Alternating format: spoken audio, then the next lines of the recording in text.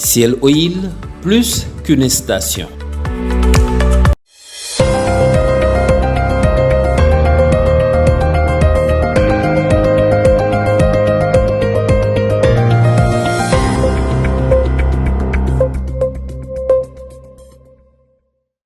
Mesdames, Messieurs, bonjour et bienvenue mardi 22 juillet 2025. Les quotidiens du jour s'intéressent à l'éducation, l'enseignement supérieur, à la justice et la politique. Nous démarrons avec le quotidien national Le Soleil qui barre à sa une université publique, recrutement exceptionnel de 500 enseignants.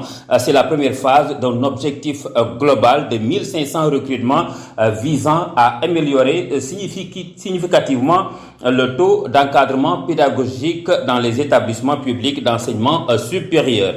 Un record historique, ajoute Direct News. Selon ce journal, jamais dans l'histoire de l'enseignement supérieur, recruter 500 enseignants-chercheurs en un seul jet ne s'est concrétisé. C'est ce pari fou que tente le gouvernement actuel. Ce geste fort, jamais réalisé par aucun gouvernement dans une si courte période, marque une rupture historique. L'évidence lui emboîte le pas. Une première historique au Sénégal entre 2015 et 2025. Seuls 410 enseignants-chercheurs avaient été recrutés, soit 41 par an. Selon l'évidence toujours, cette opération constitue la première phase du plan plus ambitieux. Mais le journal L'Enquête parle d'une réforme en déséquilibre.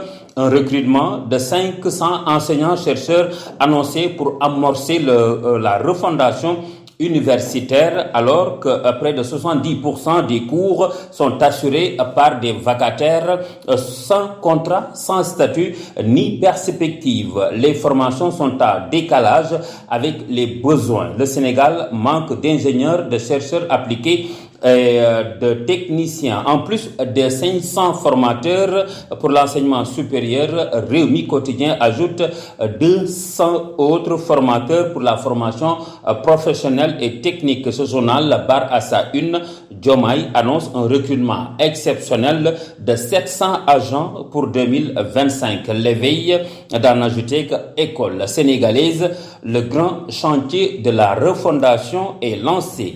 En ce même moment, le Premier ministre annonce son nouveau plan de redressement, nous informe Le Quotidien. Un plan qui sera partagé le 28 juillet prochain et qui sera suivi d'un discours populaire du Premier ministre quelques jours après, des moments destinés à peaufiner l'image du leader du PASTEF. Après les annonces du président de la République et de son Premier ministre, de l'autre côté de l'opposition, une coalition est annoncée par Barthélémy Diaz, nous dit Sud Quotidien.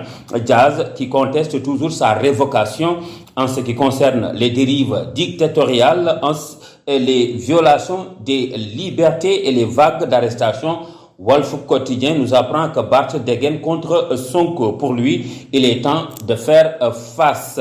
L'observateur ajoute qu'il crie au hold-up d'État et appelle à faire barrage aux dérives du régime. Selon l'As Quotidien, Barth passe à l'offensive. Il dénonce le silence de la justice sur la requête contre la révocation de son mandat de maire de Dakar. En relief, ajoute qu'il a même haussé le ton en conférence de presse. Du côté de Pastef, c'est la grande offensive médiatique, nous apprend Yor qui parle de week-end de feu avec Cheikh Thioro Mbacké, Birame Souleye Diop, Waly Diouf Bodian, Dame Mbodj, entre autres, et Ngagne Demba Touré. Les Échos ajoutent les nouveaux DG face à des goulots d'étranglement. Et dans tout ça, point actu, met le point sur le silence troublant de Y'en a marre. Un silence au moment où l'espace public n'a jamais été saisi d'une clameur aussi forte.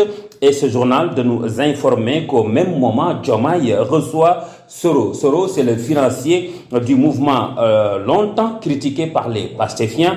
La présidente de la CNDH, elle, appelle à la retenue. Amsatou Sow Sidibé, selon Le Point, tire la sonnette d'alarme.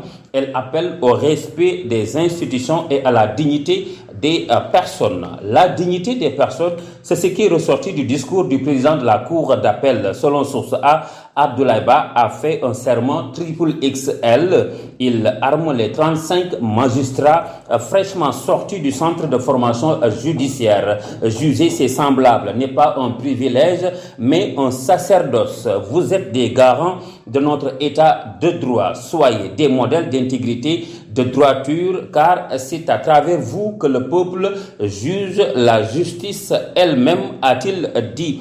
Cette justice, il y a une rébellion de Pastef contre elle, nous dit la Tribune. Ce journal nous informe d'une pression du parti Pastef pour récupérer les ministères de souveraineté. Des appels à des poursuites judiciaires soulèvent une question essentielle.